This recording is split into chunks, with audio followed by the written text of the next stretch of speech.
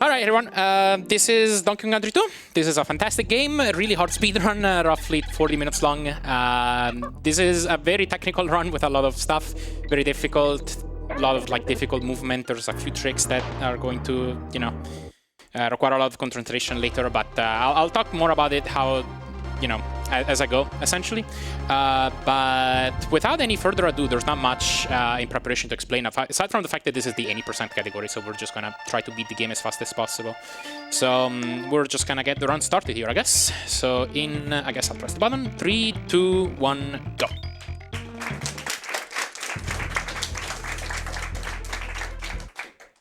Alright, so after I said that, I mean, the first two words are actually kind of dull in this speedrun because the developers were kind enough to place warp barrels that just take you to the end of the level. So these are present in the first two words of the game, and we just don't have to play these. There are a few things to mix it up though. Starting from this level, this is going to be the first instance of a wrong warp. And the way it works is I'm gonna go on here on this platform, grab this beetle, then come back down. Hopefully hit this 6 frame wait. Oh, I didn't. Hang on, I can back it up. Come here. Alright, let's see if this still works. No, it didn't. Okay, cool. It can sometimes work. But essentially, if that worked, what would have happened is I would have been able to throw a bonus barrel, and that confuses the game. Never mind the details, to essentially just make you enter that barrel and essentially just exit you to the overworld map, and it just ends the level and you can move on. I think that one specifically saves roughly 2 seconds overtaking the warp barrel to the end. There's a bunch of wrong warps later on that are going to save a lot more than that one. But okay, we're just gonna take a warp barrel here. There's no wrong warp in this level. Do a hook, and then a small tech here called the goal swap. Normally when you swap characters in this game, there's a bit of a character animation, but if you're in what is called an airborne state, which you can get in a few ways, but you get in an airborne state as soon as you exit one of the warp barrels. If you're in that state and then you swap characters on target, it actually makes the game swap characters, and instead of playing the animation, it actually makes you hit the target immediately, so you can skip the swap character animation there. Bit of focus here. 2 frame window. Too high. That's fine. Okay, got the wrong warp still. That's one of the hardest wrong warps in the game. Alright. This is the first boss. This is Crow. He's a jerk. So phase 1 is pretty straightforward. You just kind of grab the eggs that he drops.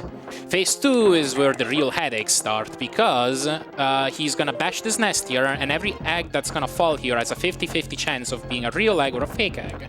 And every fake egg loses between 2 to 3 seconds. And he's being a real jerk right now. Holy moly.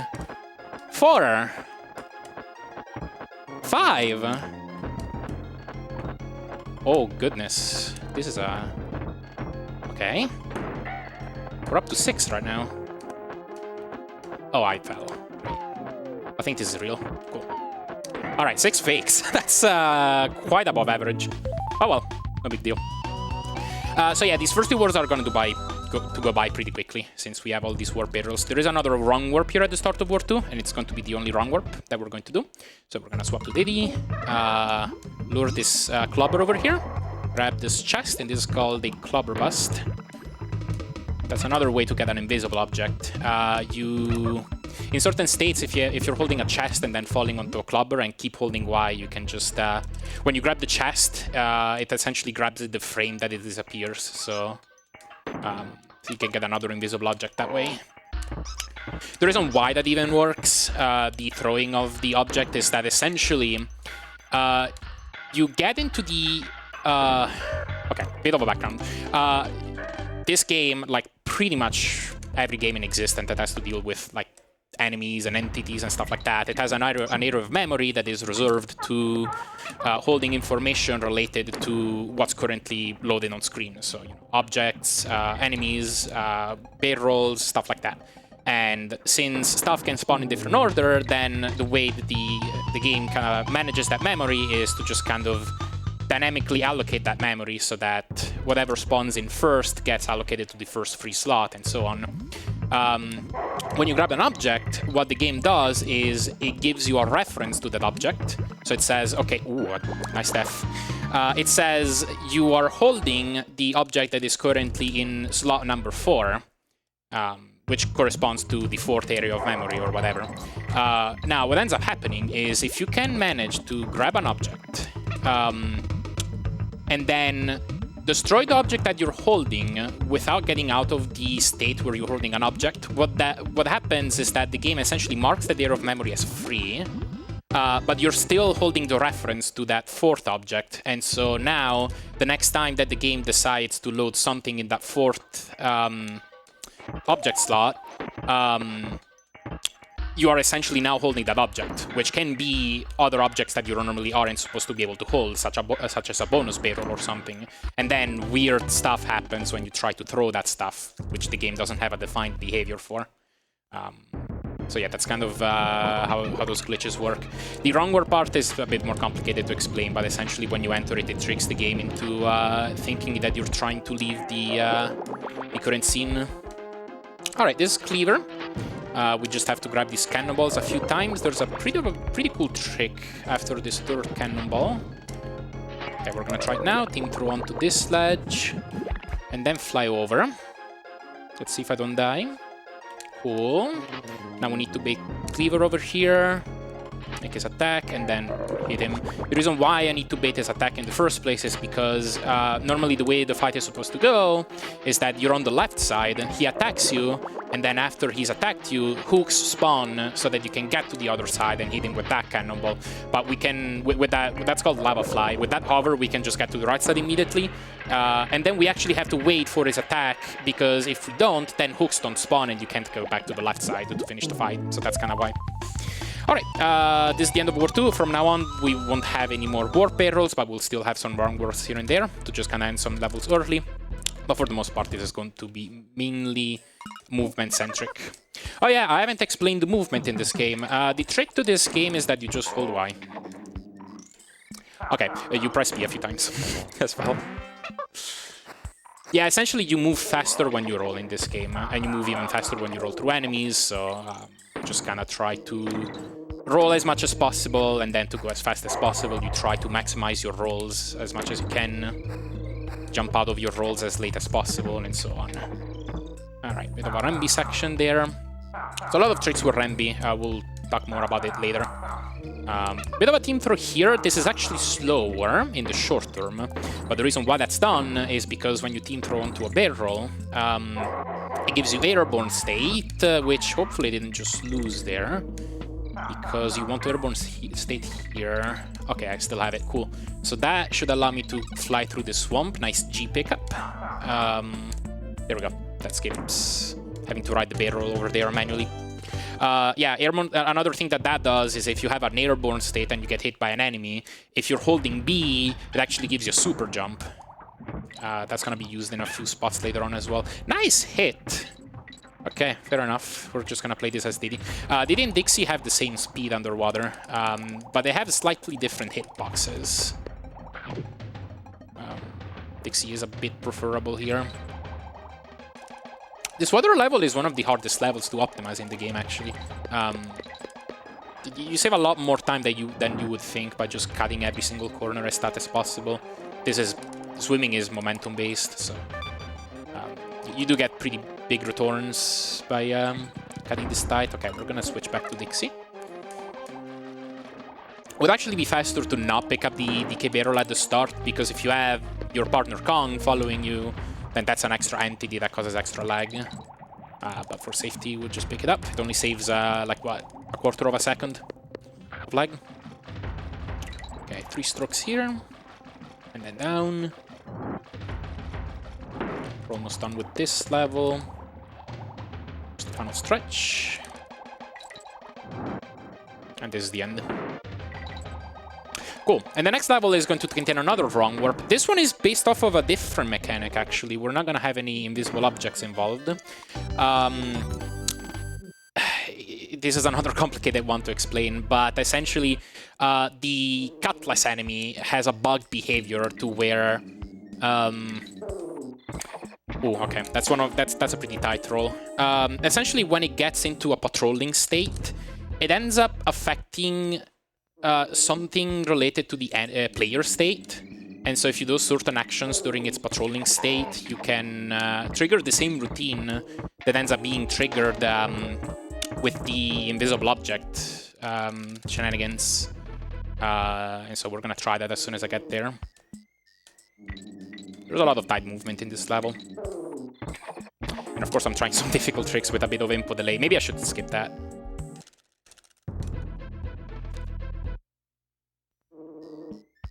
The thing is, I don't practice many safe strats, so...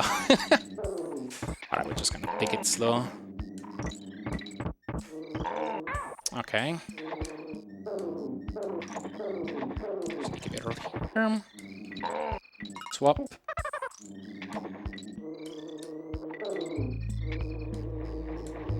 Okay, we made it to the midway now. Alright, so this is the trick. You team up, wait till attacks, and then throw Dixie onto that. Okay, that's fine. We were a little bit too far left. We're gonna try again. That's better. Cool. That ends the level.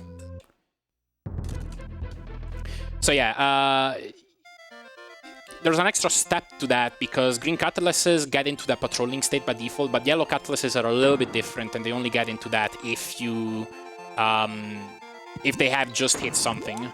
So that's why the team throw onto it. This is Rattle Battle. Radley isn't exactly made for horizontal movement, but we're gonna try our best here. Little back jump here. Cool. One thing about this game, you can buffer most of your jumps. Not infinitely, but there's a pretty big frame window. And so I'm basically pressing B like several frames before I land to make sure everything is frame perfect. Alright, the ending section of this is a little bit more difficult. Bit of a skid there. Alright, we should be on track. Yeah, we have 2 HP here still. I can try the risky strat. Awesome.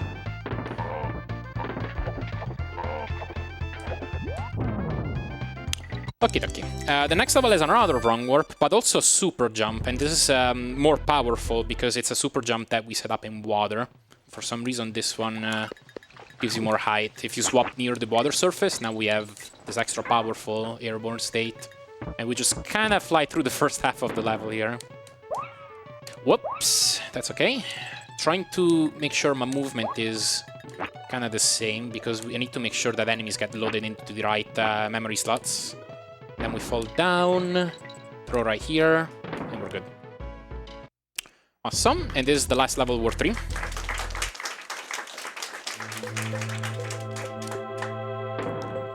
So this is Bramble Scramble. I know exactly where to go. It's just a matter of hitting all the shots. There's a bit of a subtle trick in this level. Some of these barrels are already positioned where you want to go, and if they are, most of the time, trying to shoot in their default position is a 3-frame window. It's called a quick shot. There's a bit of a weave here between 2 barrels. There we go, slightly faster. Got the checkpoint, and then we're moving on to the end of the level, hopefully. There's a trick called Vine Clip. There's a bit of a missing hitbox somewhere, and hopefully we can use it to team throw up early. We can skip a maze this way. Awesome. Great, and now we just have the boss for War 3 left. This is... Oh, I forgot his name. I have a blink. This guy's boring. You just have to wait till he just kind of falls down enough times. Like this. 2. And 3. Then he swings his mace at you, and then there's an explosive barrel. 1, 2, 3, 4, 5, 6. Move out of the way, hit him. Repeat 6 times. yeah, that's just kind of a fight. He gets faster and faster, his attacks get slightly different, but essentially this is what it boils down to. I do a bit of a trick here. Normally, I guess a casual player would move out of the way and then throw the barrel onto it, but it's slightly better to just kind of bait him to fall in a certain spot, then move out and then initiate a throw. But yeah. Okay, that's phase 1. And then he starts doing this, just kind of jumping towards you. Kind of do a bit of a cool movement tech during this. It's called a wave dash, I guess. Just, if you crouch and then uncrouch and then start moving left, this way you can keep moving while facing the same direction. I don't think there's any spot where it's actually like mandatory, but it's a cool movement tech nonetheless. There are gonna be a few spots where it is important to manipulate the camera to face a certain way though, but that's typically done in a different way. Alright, that was Ward 3. Ward 4, Void calls Ward 4 a wolf in disguise, or a wolf in sheep's clothing. Ward 4 is home to 2 auto-scrollers, but every other level is really freaking hard. So we're already gonna start with a bit of a faster and more difficult route. I'll swap to Daddy at the start of the level, which saves about 20 frames if I do this properly. But there's a few difficult movement, and this jump, which is a 2-frame window, got it. Except I just got hit by the porcupine, great, that's okay. There's a backup tiki barrel here. Get it. Hover over, swap, and then we're gonna team throw onto this hook. And now we got a cool trick here. Make a web. That just makes the next webs faster. And then I'm going to hop off Squidder, make a web right under, and that confuses the game to essentially just make you move fast. You only do this for a little while, and that trick actually only saves 1 second compared to just kind of ignoring Squidder and going forward. But yeah, it's pretty cool nonetheless. Going up this platform for a slight faster ending. I might have just lost airborne state since I got a dead roll. There's a few things in this game that make you lose airborne state. I did, okay, I kept it.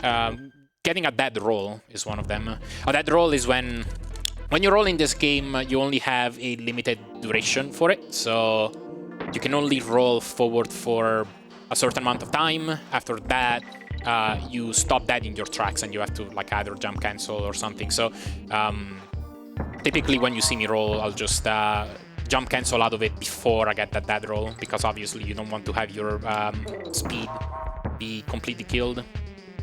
Alright, this will be first of the 2 auto-scrollers that I was talking about. We just kind of go through the level, collect all the barrels that open the right gates. If you fail to collect these barrels and bash into a gate, you just lose a Kong.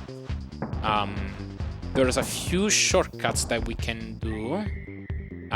There's gonna be one right before the checkpoint, but they're all pretty minor overall.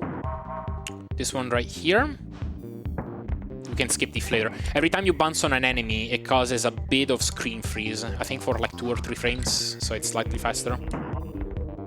Other than that, since this is an auto-scroller, if you have anything to read, this is a good time. Yes, thank you. Just a reminder that we do have a lot of bid wars and incentives. A lot of them have been met for this stream, but we still have 2 left. We have Skip Stallord for Legend of Zelda Twilight Princess and Amaranth's Name for Final Fantasy IX. This is your how you as a viewer can make your voice heard. Make some choices, make the runners do difficult or funny things, or you can choose names for characters. Make sure you assign your donations to whatever bid or incentive you want, and keep the donations coming to make your voice heard. Alright, there's a wrong warp in this level.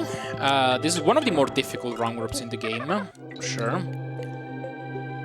So I need to climb this vine quickly, first of all, to keep a hook loaded. Then take a deboost here, and then this is the difficult part. Alright, that clash is kind of precise. We should have it, though.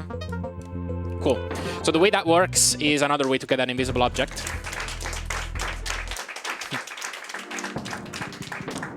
Right, so when you release Y and then quickly repress it on a slope, on certain slopes, you you can essentially destroy the whatever you're holding without actually getting out of the state. But you need to repress Y pretty quickly before you finish sliding. Alright, this is Rickety Race, a bit of a fast level, but other than that, it's also mostly an auto-scroller, so if you do have anything else to read, this is another good time. Thank you. We have a $120 donation coming in from Kurthar saying, "Hey Wolf, I'm happy to see this game being showcased at this event. It really is the bee's knees. I'm absolutely buzzing with its excitement, and I'm sure the audience feels the same. The RNG on Crow really stung, but the run is still going well. I'm sure you'll get a great time as long as you'll be keeping up the nice pace. Thank you very much." And this goes towards the Legend of Zelda Twilight Princess Skip Stallard incentive. And we also have an anonymous $8 donation saying, "Thanks for running DKC2. Great game." Awesome. Thank you very much. Unbelievable, Kirtar. Unbelievable. All right, with that, this is Mudhole Marsh. This is home to another wrong warp, but this one is towards the end of the level. So we're still going to be playing most of it. This is also one of the most dangerous levels in the run. That's already pretty difficult. Okay. Yeah, the swamp is a pit. You just die if you fall in there. Oh, goodness. Okay, fine. Yeah, I'm feeling a lot of these rolls towards the edge of item pickups. I'm noticing a theme here. Alright, time to do all of that again. Alright.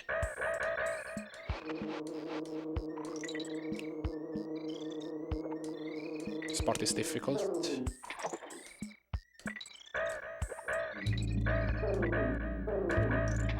Oh, okay, that's okay. The checkpoint is coming up. Get that. We're gonna get a backup DK barrel. Right. And then we're gonna make our way to the wrong warp spot soon enough. Oh, this is one of those spots you can do a moonwalk. Camera manip to spawn these cat o' nine tails later. If you do that properly, you can roll through them. Because when they get going, you can't roll through them. That's okay though. Okay, this is the wrong warp.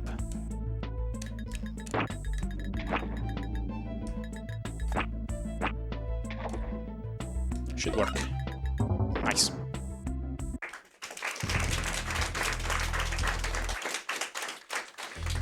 Right, so for that one, it was important that I throw the cannonball and make sure it hits the second beetle before I spawn the third beetle, because the...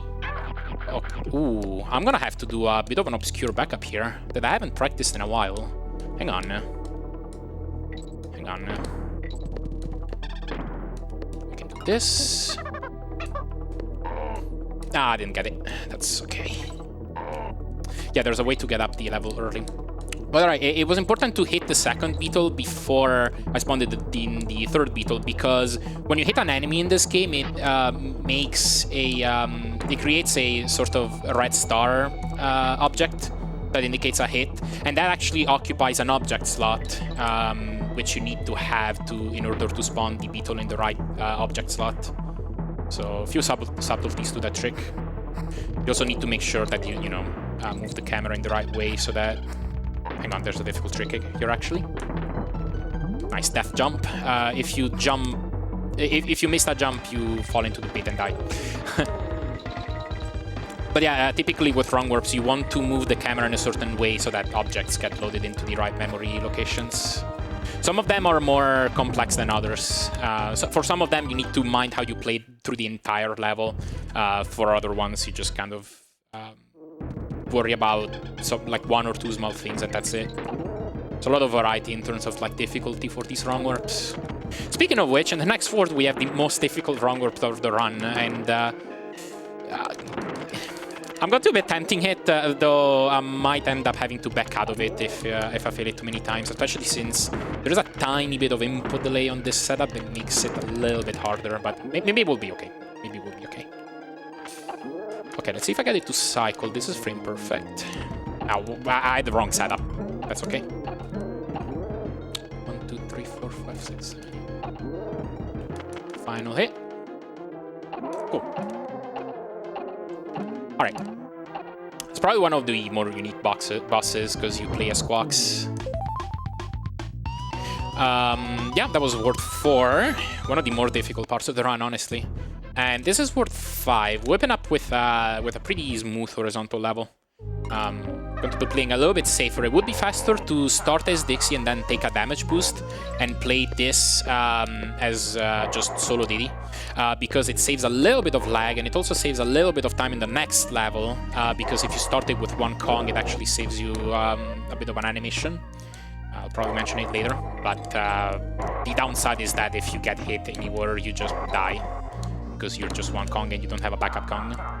Got the checkpoint, just to be sure. And then we're gonna keep making our way here. Yeah, this is one of those parts where if you were solo Diddy, there wouldn't be as much lag there. And then coming up on the ending, I'm gonna take a bit of a safety strat. Gonna despawn that enemy. The world record strat would be to just kind of roll under him, and that can cost runs. It's a bit of a tight spot, and there's even a thing in this game that if you're moving too quickly and you go towards a rope, since the rope has a really thin hitbox, you can actually move so fast that if you get unlucky, you can just clip through that rope, and so you won't even grab it, even if you're holding up or whatever. But okay, this is Tupac's library. No, it's not. This is Target Terror. Although the community does like to call this Tupac's library. The lore... I do not know how this lore started, but apparently the ghost chasing you is Tupac. And if you get hit, it's called getting mixtaped on. Anyway. I'm just making sure I'm grabbing enough of these plus payrolls, because when the timer runs out, that's when Tupac hits you. Which obviously I don't want that. Also jumping as high as I can into the stores. Oh yeah, I did this a bit in Rickety Race, but it's more important here. It is actually faster to jump in certain spots. I'm not just doing this randomly. Generally speaking, it's faster to jump down every single big slope. And it is faster to jump up every single upward slope.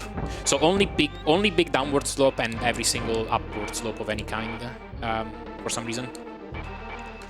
There is a map of this level on the DKC Speedruns wiki, which, by the way, if you're interested in running this game, I can definitely recommend checking out. A ton of good resources, a ton of information on there. But yeah, there is a map of this level that tells you exactly where you have to jump and for how long, if you want to memorize all the frame savers. Coming up near the end, and the next level is probably the hardest wrong warp in the run, in the current RTA route, at the very least.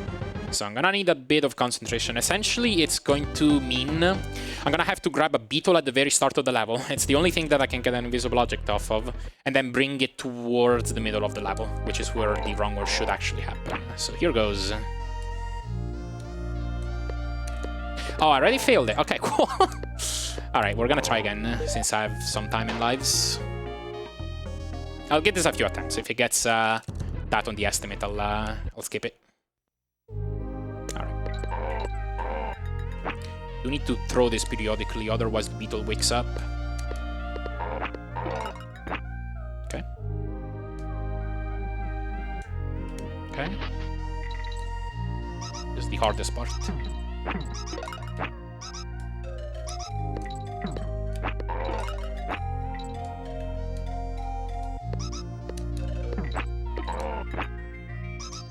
Alright, we're not out of the woods yet.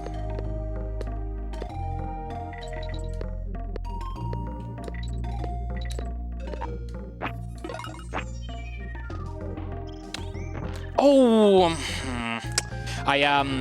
okay, so the reason you hug that wall is because you want to normalize Diddy's horizontal position, and it didn't quite come to a full stop. And if I proceeded forward, there was a chance that the next trick was going to be impossible.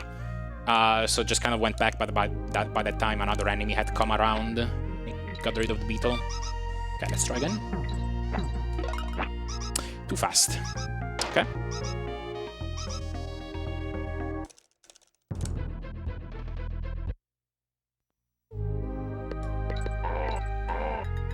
Yeah, for the longest time, people didn't do this wrong warp. I was actually the one who started introducing it for RTA, and then, even then, very few people do this one in their runs. It only saves 5 seconds.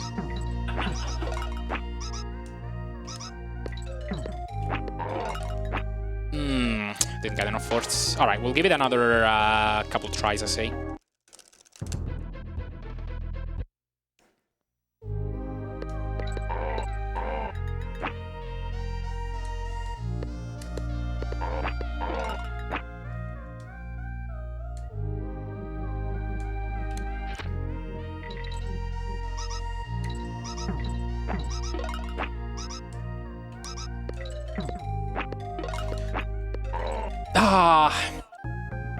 That actually can work, but the beetle was a little bit too far left.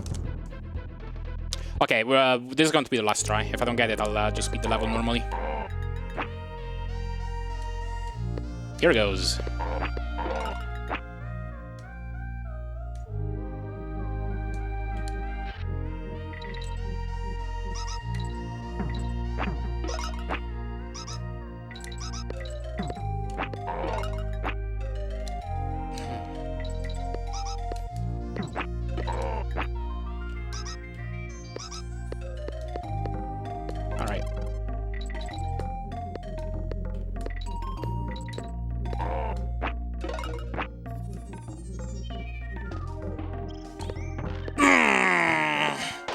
Unfortunate.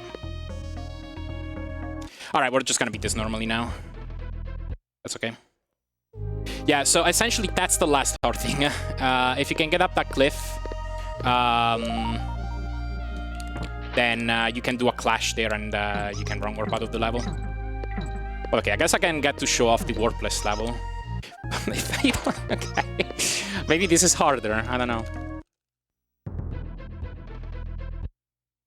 This is a pretty cool level, warpless, because you have this wind mechanic that can give you a little bit of a boost in time, so you can move pretty quickly.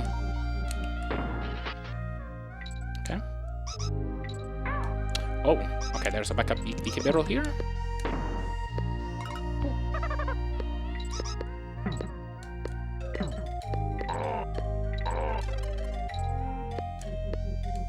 Wait for these porcupines. There we go.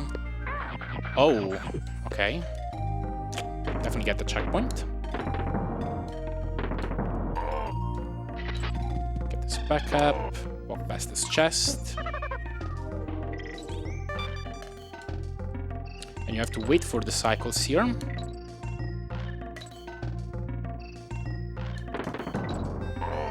Being thrown to this barrel, which manipulates the wind to... Or actually, no, it doesn't. It just gives you airborne state. That's right, that's right. Really? Alright, a bit too far. It's a good thing I got the checkpoint.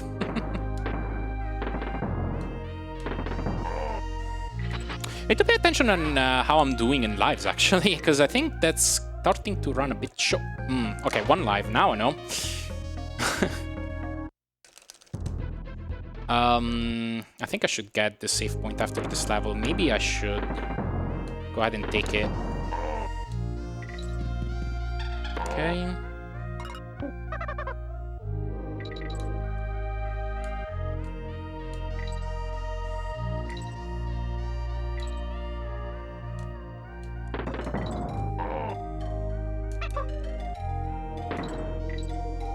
Yeah, because you want the airborne state for another gold swap. Stuck on a bit. Okay, a bit too far. That's okay. Alright, bit of a bummer that I couldn't do the wrong warp, but at least we're... Oh, yeah, don't forget. Just to be safe here.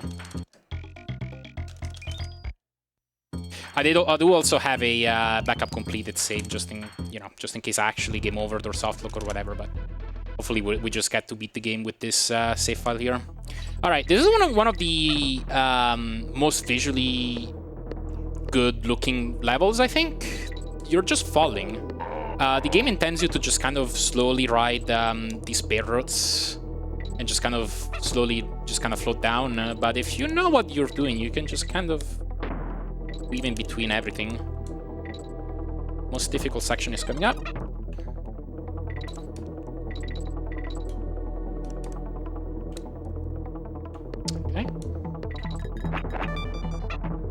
hope we get this headbutt. Awesome. Then 1, 2. Cool.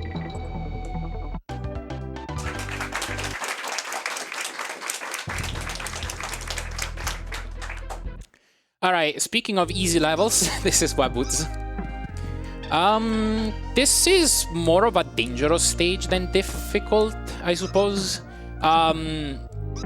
So we're going to play a Squidder, and Squidder is the spider that can make webs. I used them briefly in World 4.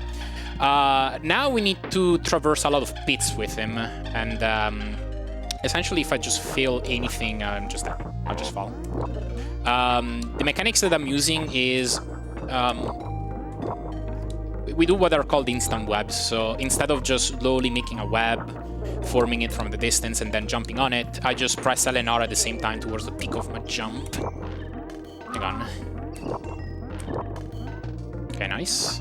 And yeah, there's a bit of a fine line that you can thread between doing it as late as possible to cover as much distance as possible, or doing it too late and just dying like that. I guess that's a pretty good demonstration. Okay, I got the checkpoint, I have a backup Kong.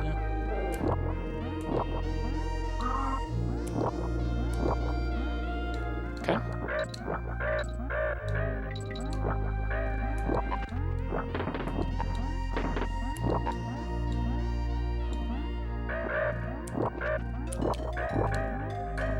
Alright.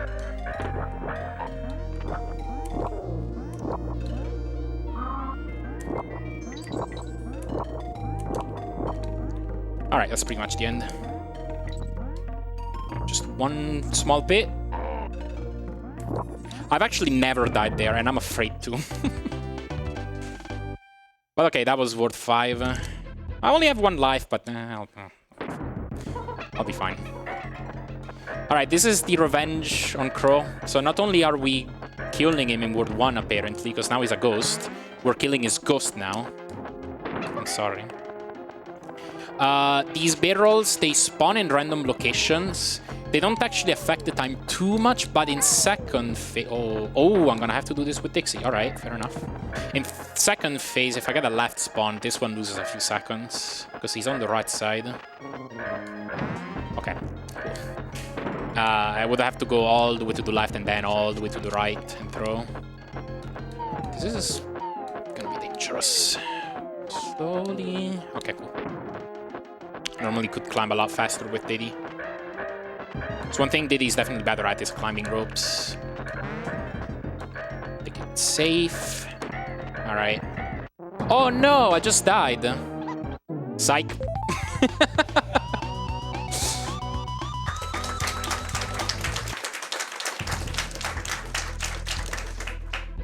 Actually, I think that cost me a life. I probably shouldn't have done that. Oh well. Sure hope I don't die. Right, so this level has a zip. This is actually the most recent major trick that was found. It was found in 2020, and this one saves roughly 15 seconds. So instead of... Normally you'd play this level as Engard, but we skip him and then go back here and lure this fish.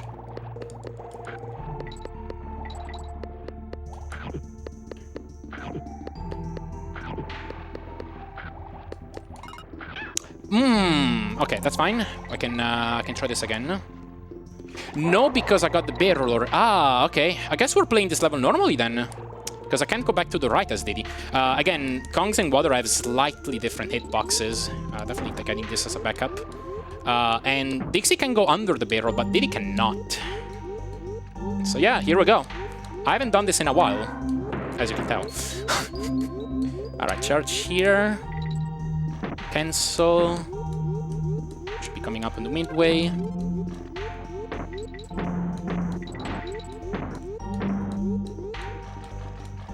Charge here. This is a pretty good level, cool level to do as Engard. It's just obviously this is now slower. You still play as Engard in the 1 or 2 category at least, since you have to go through the level to get bonuses. 3, 4, 5, charge. Might be too early. No, I guess that was fine. Then finish this off. Or just get hit, sure. down. Let's see if I can get this. No, never mind. You can slide down and hit this target early instead of having to wait for the water to just kind of lower. All right, I have 2 lives now. You do get 1-ups throughout the level, bananas and so on. When you get 100 bananas, you get a life. This mechanic is actually saving me right now.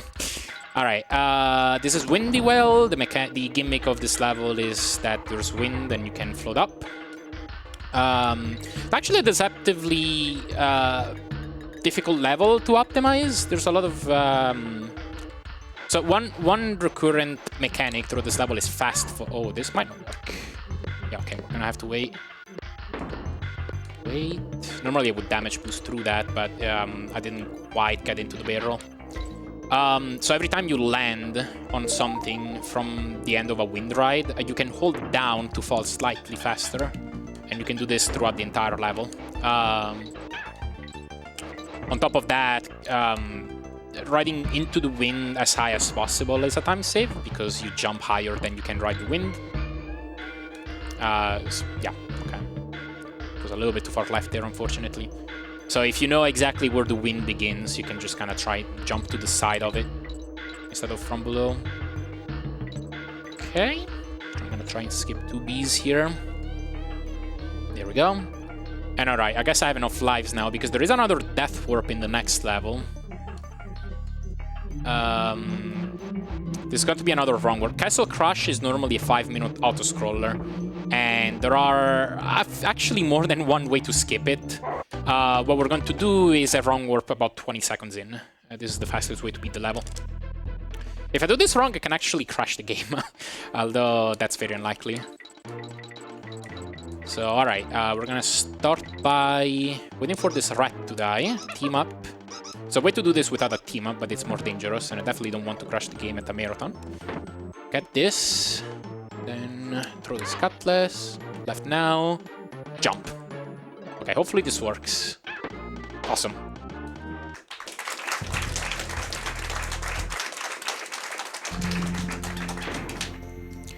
Right, so that's another Cutlass wrong warp. You actually get the Cutlass in the patrolling state after you get hit by it.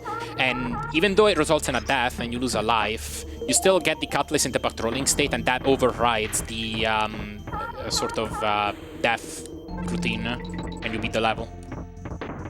Alright, this is Clapper's Cavern. Probably the most simple level in World 6, and it's still pretty hard to optimize. Just a small water section. Try to totally jump over that guy. And then we're going to be rude to Dixie by kind of just saying goodbye, because that gives me an invisibility trigger. And I can allows me to roll through bees this way.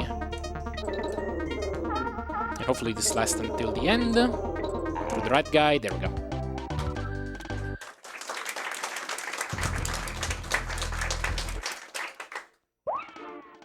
Alright, this is going to be the last wrong warp of the run. It's also one of the more difficult wrong warps in the game. This one because the movement throughout this level has to be pretty specific for everything to be loaded up in the correct areas of memory. So I'm gonna hold left immediately here. Oh, he turned around. Okay. So what I need to do now is waiting here, then... Hopefully this works. Nice.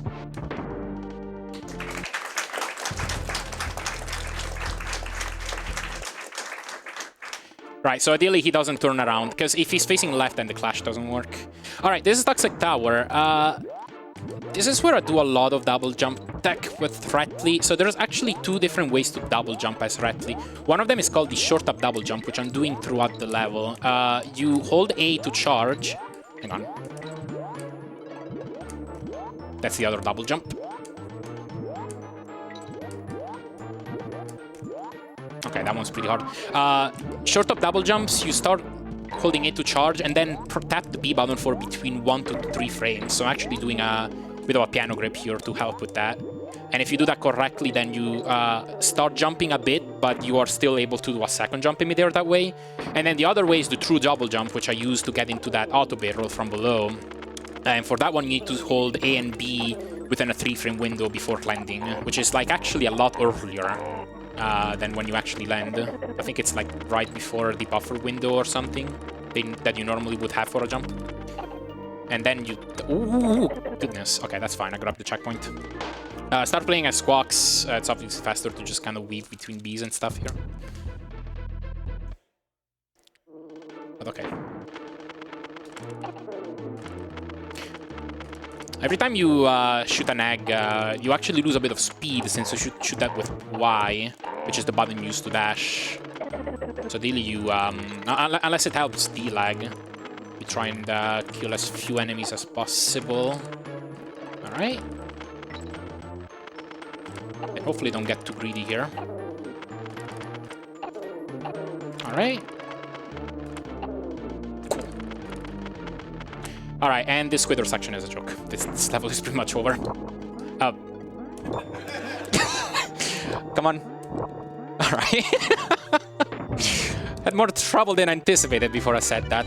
Alright. No big deal. And the run is almost over. We just got Word 7 left.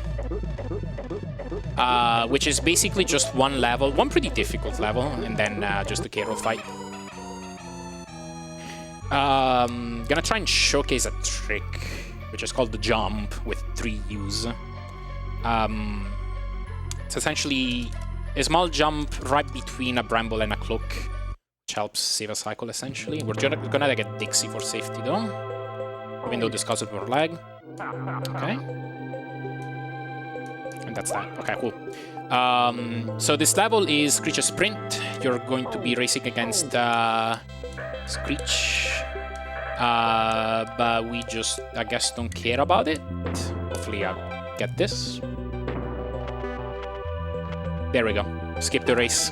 So the trigger for the race to start doesn't actually extend all the way up. So if you time your flaps pretty well, you can fly up just above it. And other than that, we're just gonna make our way through this. Very dangerous level. This is about as hard as it looks. Normally you can fly in between these bees, but we're gonna play it safe since I just got hit. Just hopefully close this level out.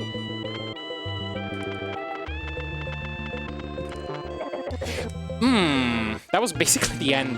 Damn. Oh well. That's why I grab checkpoints. It's a lot of these checkpoints I would not grab in PB attempts or even in races. But obviously you don't want to die and then just have to redo the entire level for no reason. That's okay, we can go through this again. If I have 2 HP, I can try to do B-ring skip this time. Yeah, I think I can try this. There we go.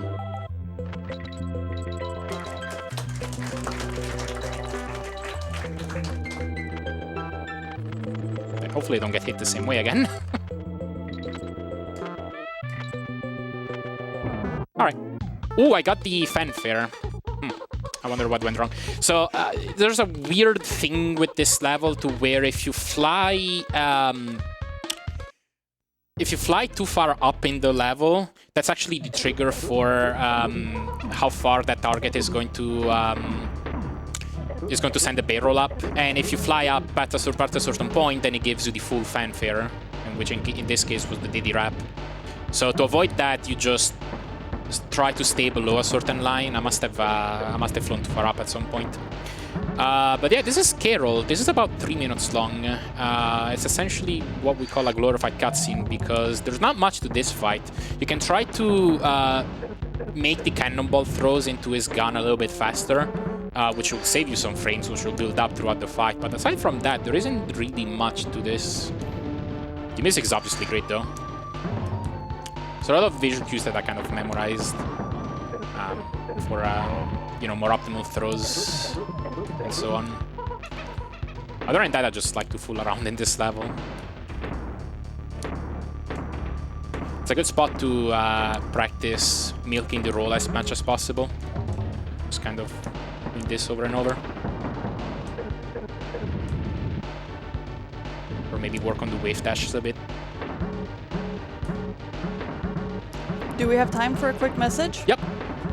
So, friendly reminder that we are holding a game show that we will be hosting if there are certain milestones met. The next one coming up is 45,000, and you need to hit that in the next just over an hour. Keep the donations coming in because you do not want to miss out on the fun shenanigans that they will get up to. 45,000 is the goal to hit. All right, this is phase 6. You have to throw 9 cannonballs into it. I actually wasn't expecting that one. I was expecting the barrel already for some reason. All right. Oh, that was a bit too early. That's okay. Okay, and then just for the fence. Bit of a cool trick here. This actually loses time. You'll basically never see it in a PB or world record attempt. But you can team up and throw Dixie and permanently have a blue Diddy. It loses time because when you team up, you freeze the screen for, how much is it? 16 frames, I think? Yeah, that sounds about right. If you swap characters, you can even get blue Dixie.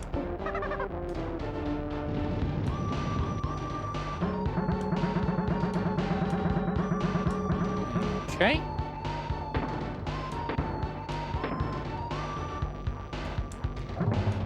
And then we got one final throw.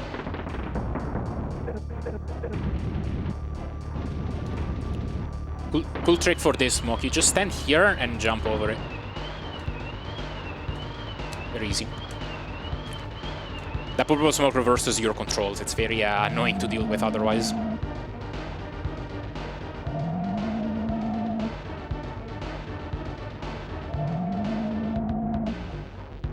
And we should be coming up on time as soon as the crime coin falls on the ground.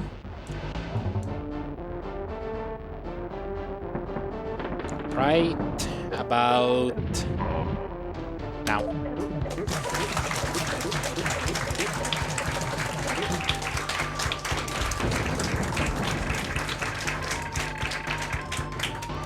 Okay, so that was Donkey Kong Country 2. Very cool run. About everything that could have gone wrong went wrong. But I beat the game, which is what matters. So, hope you all enjoyed this anyway.